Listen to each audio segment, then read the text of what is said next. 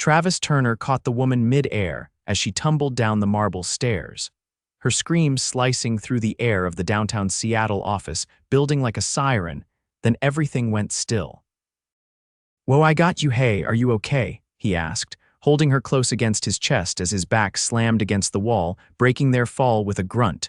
The woman's eyes were wide, her sleek ponytail slightly undone, strands of dark hair falling over her face. She blinked up at him, breathless. "I think so, that was fast." "Yeah," he said, setting her gently on her feet. "Stairs are usually better when you walk down them." She let out a laugh, short, surprised, warm. "You're bleeding." He looked down, a scrape on his arm, nothing major. "Nah, just a scratch. You okay?" "Anything hurt?" She was already checking her ankle. No. Well, maybe my pride. I wasn't watching where I was going." "Most people don't fall off a staircase in Laubautin heels," he said, raising an eyebrow, then immediately felt awkward. "I mean, I didn't mean to stare. I just, those shoes look expensive." She tilted her head, just the edge of a smile playing on her lips. "They are, and I'd rather not explain to my assistant why I broke my neck in them." "Assistant," he repeated. She brushed herself off, straightening her blazer, her expression shifting into something a little cooler. "Yes, I'm heading into a meeting, late, and apparently clumsy." Before he could respond, a tall security guard rushed over. "Ma'am, Miss Kessler, are you okay?" Travis blinked. "Wait, you're Miss Kessler." She gave him a quick smile but didn't answer. The security guard turned to him. "Sir, thank you for helping the CEO of Kessler Financial. You probably saved her life." Travis stared at her. "CEO," she nodded, her expression unreadable now. "Yes." "Dakota Kessler." He stepped back, suddenly feeling out of place in his worn jeans and faded hoodie, the strap of his toddler's diaper bag still slung over his shoulder. "Right," he mumbled. "Glad you're okay." Dakota's eyes flicked to the bag. "You're a dad." He glanced over his shoulder, and sure enough, Gabrielle was peeking out from behind the lobby's front desk, her curly hair tied in two uneven pigtails, clutching her stuffed giraffe. "Yeah, that's my daughter." "Gabrielle," Dakota's eyes softened. "She's adorable. Thanks. Her babysitter canceled last minute. I had no choice but to bring her while I dropped off job applications nearby." She looked back at him. "Job applications?" He cleared his throat. "Yeah, I got laid off 2 months ago. Used to work in construction. It's been a lot." Before she could say more, her assistant appeared, frantic. "Miss Kessler, the board's waiting." Dakota nodded. "Right." Then she turned back to Travis. "Thank you again, seriously." "Least I could do," he said, shifting uncomfortably. "Good luck in your meeting." She hesitated, then reached into her purse, pulled out a sleek black card, and handed it to him. "If you're looking for work, call this number. I owe you one." He stared at the card. "You don't owe me anything." But she was already walking away, heels clicking, head high. Gabrielle tugged at his sleeve. "Daddy, was that a princess?" He looked down at her, then back at the elevator she'd disappeared into. "Kinda." The next morning, Travis sat at the kitchen table in his small but clean apartment, staring at the card like it might bite him. "Dakota Kessler," he said aloud. "CEO." Gabrielle sat across from him, dipping carrot sticks into peanut butter like it was gourmet cuisine. "You gonna call the princess?" he sighed. "She's not a princess," she sparkled. He couldn't argue with that. Still, the card burned a hole in his pocket all day. By the time Gabrielle was asleep and the dishes were done, he found himself dialing the number. One ring. "2, Dakota Kessler." He froze. He hadn't expected her to answer directly. Hi, it's Travis Turner from the staircase incident." There was a pause. Then, "Oh, I was hoping you'd call." He rubbed the back of his neck.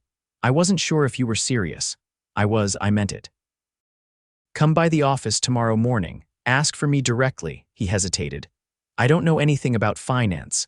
I'm not offering you a finance job." "What kind of job is it?" "You'll find out tomorrow. Bring your resume. And your daughter, if you need to." The next day, Travis walked into Kessler Financial's headquarters wearing the only button-down shirt he owned, Gabrielle in a neat little dress beside him, holding his hand tight. Dakota met them in the lobby herself. "You clean up well," she said, her smile easy, her eyes warm. "You're not bad yourself," he replied, surprised by how fast his nerves melted. They rode the elevator up together, Dakota him, and Gabrielle perched between them like she belonged there. Once in her office, she turned to him. I need someone who's reliable, honest, and not afraid to work hard. My personal driver just quit. I need someone trustworthy. You want me to be your driver, among other things. Occasional errands, light security when I travel, it pays well. How well? 80,000 a year. Full benefits, and if Gabrielle ever needs to come with you, that can be arranged, he blinked. That's more than I've ever made, she smiled. Is that a yes? He looked down at Gabrielle, who was already playing with a toy car on Dakota's marble coffee table. He nodded. Yeah. That's a yes. Over the next few weeks, their lives began to change. Travis got used to wearing suits. Dakota got used to seeing Gabrielle's drawings taped to her office wall. They spent hours driving to meetings, talking about everything from childhood regrets to favorite foods. He made her laugh. She made him feel like he mattered again. One evening, after a long day, she handed him a small box. "What's this?" he asked. "Open it." Inside was a sleek new watch. "I can't take this." "You can, and you will. You're part of my world now, Travis." "Whether you like it or not," he looked up at her. "I'm not sure I belong in your world." Dakota stepped closer. "Then maybe I need to step into yours." They were standing too close now. The air between them was charged. "Travis," she said, softer now, "I haven't stopped thinking about that day. About you catching me, about how safe it felt." He swallowed hard. "You don't owe me anything." "I know," she whispered, "but I think I might want to." And before he could say another word, she leaned in and kissed him. It was soft, sweet, unexpected. But when she pulled back, her eyes were shining. And for the first time in a long time, Travis felt like maybe, just maybe, his life was turning around. "You're staring again," Dakota said, not looking up from her phone as the town car pulled to the curb outside a waterfront restaurant glittering with string lights under the early evening sky. Travis shifted in the driver's seat, adjusting his tie. "Just making sure I park close enough. Don't want you climbing over a puddle in those shoes." Her lips curved, but her eyes stayed on the screen. "They're Manilows, not stilts." He stepped out and circled around to open her door anyway. She accepted his hand as she stepped out, her fingers warm against his palm. She smelled like something expensive and sharp, not floral but something cooler, like citrus and steel. He cleared his throat as she let go and walked ahead. She didn't wait for him to catch up, just tossed over her shoulder, "You're coming inside." "I thought I was just the ride. Tonight, you're the plus one. I told them I wouldn't attend unless I had company." "You're the company." They walked past the valet and into the restaurant's private dining room, where a table of sharply dressed executives glanced up. Dakota introduced him not as her driver but as Travis Turner. No title, no explanation, just his name.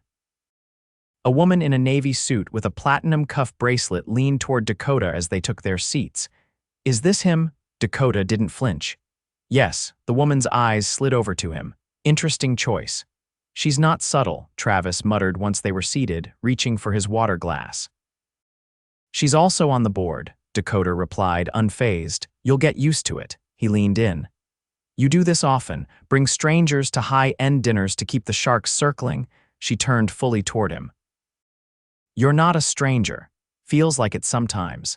Something shifted in her expression, just a flicker before she looked away and flagged the waiter. Over the course of the night, he noticed how easily she commanded attention. She never raised her voice, but when she spoke, people leaned in. She asked sharp questions, nodded sparingly, and never once checked her watch. But when dessert arrived, she excused herself from the table. A few minutes passed before he followed. He found her on the balcony overlooking the water, her arms braced on the railing, phone lit up in her hand but untouched. "You all right?" he asked. "I hate these things," she said without turning. "Pretending to enjoy the company of people who'd sell you out for a fraction of your stock. You're good at pretending." She finally looked at him. "That's the problem. I've had to be." He stepped beside her. "You don't have to be with me," her voice dropped. "That scares me." They stood there for a long moment, the silence between them filled with the murmur of water and distant laughter from the party inside. Then she tucked her phone away and turned to him fully. "I had a brother," she said. "Older, we were close. He died 5 years ago. Motorcycle accident. I took over the company after that." "I'm sorry," he said quietly. "I don't tell people that," she added. "Not because I'm hiding it, but because no one ever asks." He looked at her, really looked. "You didn't have to tell me, but I wanted to." Her gaze lingered on his. You don't ask for anything, Travis. You just show up. Most people want something from me, he exhaled slowly. I want less for you to be impressed and more for you to be okay. She reached up, touched his lapel. You don't even realize how rare that is.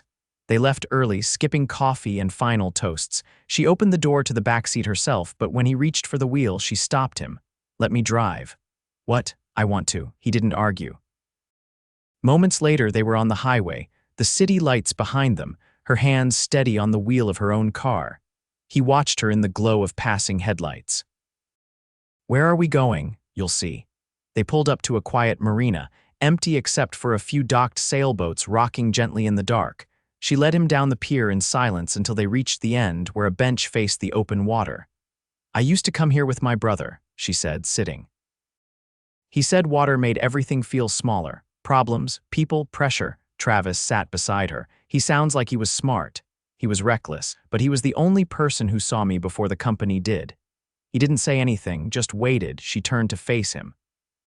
What would you do if tomorrow someone offered you everything you ever wanted? I'd ask what it would cost me. And if the answer was nothing, there's always a price.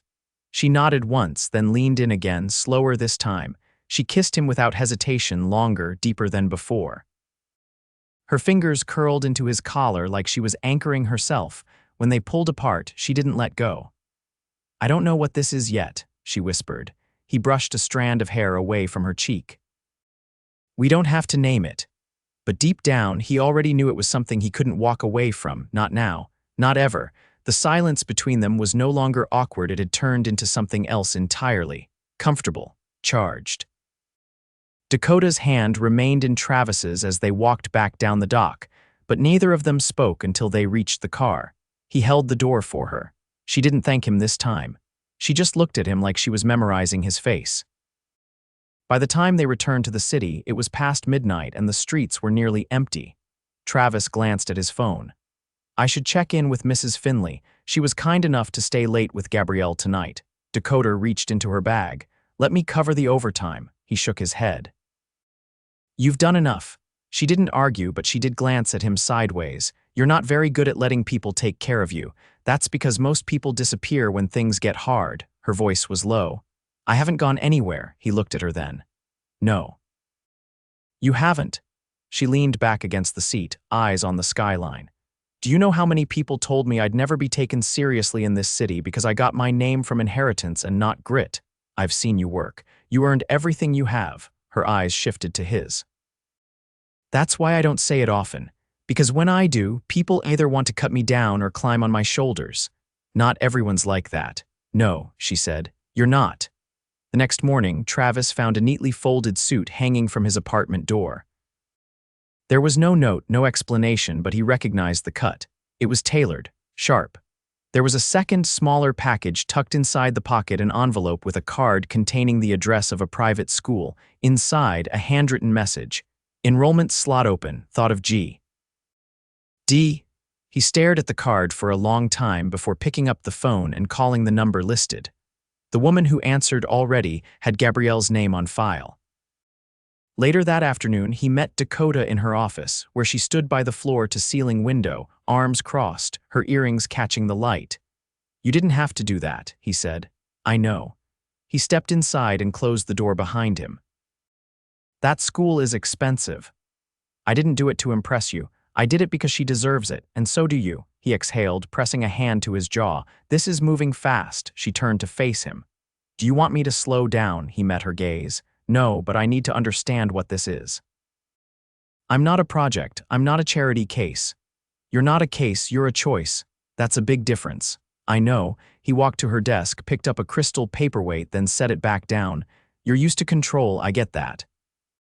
But I've got a kid to raise, and I can't step into something that might disappear the second it gets messy. Dakota stepped closer. I don't break things, I build them, he nodded slowly. Then maybe we've got a shot. That weekend, she invited him and Gabrielle to her house, an estate tucked behind a private gate, hidden by hedges and old trees, the kind of place that didn't just suggest wealth, it exhaled it. Gabrielle ran across the lawn chasing a dragonfly while Dakota laughed from the porch, barefoot for the first time he'd ever seen her. She wore a soft linen dress, and her hair fell loose over her shoulders. She looked nothing like the woman who'd stood in boardrooms or on the covers of financial magazines. Travis joined her, holding 2 glasses of lemonade. "I didn't know you had a yard.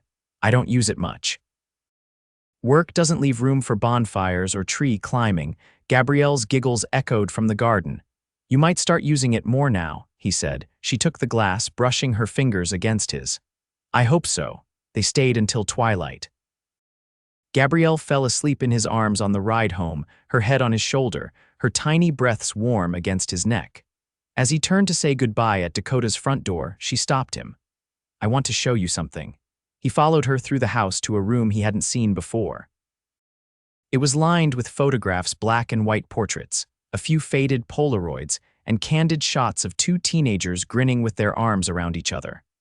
One of them was Dakota, younger, wilder, laughing with her head thrown back. The other was a boy with the same piercing eyes. "My brother," she said, voice steady. "This room is the only part of the house I never let anyone into." "Why me?" "Because you'd understand." He walked slowly along the wall, taking in the moments captured and frozen. "You were close." He was the only person who didn't see me as a future CEO. "Just me." Travis turned toward her. "You're not the only one who lost someone." She nodded, not asking for more. They stood in silence again, but this time it wasn't heavy. It was full. Present when he finally spoke, his voice was low. "You said you build things." "I do." He reached for her hand. "Then let's build something real." Her fingers tightened around his. "Together." "Yeah," he said, "together." And for the first time, neither of them needed to say anything else. Rain laced the windows of the gallery as Travis stood in the center of the room, hand in hand with Gabrielle, who was staring up at a tall sculpture shaped like a spiral of brushed steel. The space was quiet, the kind of quiet that felt deliberate, like it had been curated along with the art. Dakota had invited them that evening, and though Travis hadn't known what to expect, this wasn't it. "You really rented out the whole place?" he asked, his voice low as he glanced around at the polished floors and soft lighting. Dakota smiled without looking at him. "I didn't rent it. I own it." Gabrielle tugged on Travis's pant leg. "It looks like a spaceship." He crouched beside her. "You're not wrong." Dakota knelt too. "This one's called Ascent. It's about not letting gravity win." "Is gravity bad?" Gabrielle asked, tilting her head. Dakota's voice softened. "Only when it tries to keep you from flying." Travis watched her, a new expression settling on her face, something unguarded. He hadn't seen this side of her before, not in boardrooms, not on balconies. He looked around again, noting the small plaques beneath the pieces.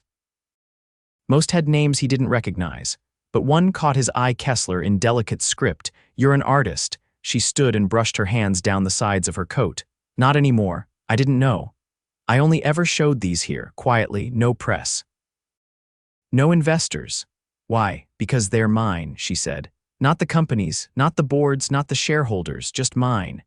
Gabrielle had wandered toward a canvas on the far wall, humming to herself. Travis stepped closer to Dakota. "Why bring us here now?" "Because I wanted you to see the part of me I never let anyone else see." Travis didn't say anything at first. He glanced back at Gabrielle, then returned his attention to Dakota. "You're not easy to read. I've been told that. But you're worth reading." She looked up at him, and something shifted again, less of a spark this time, more of a grounding, like she was letting herself settle into the moment instead of running ahead of it. "If I told you I was thinking about stepping back from the company, would that scare you off?" she asked. He blinked once. "Why would it?" "Because people expect me to stay where I am, to keep growing, keep pushing, stepping away. It could look like failure." "To who?" "To the world." He leaned in, voice quiet. "What does it look like to you?" She looked toward Gabrielle, who had taken to dancing in slow circles beneath a hanging mobile. "Freedom." "Then take it." Dakota exhaled, and for the first time since he'd met her, she looked like someone who wasn't carrying a weight. They left the gallery under a shared umbrella, Gabrielle asleep in Travis's arms before they'd even reached the car. Dakota opened the back door, arranging a blanket so gently beneath her that Travis felt something slide into place in his chest. As they drove, the city lights blurred behind raindrops. Dakota reached for the stereo, letting soft jazz fill the car. "I've been thinking," she said. Dangerous, Travis teased. She ignored it.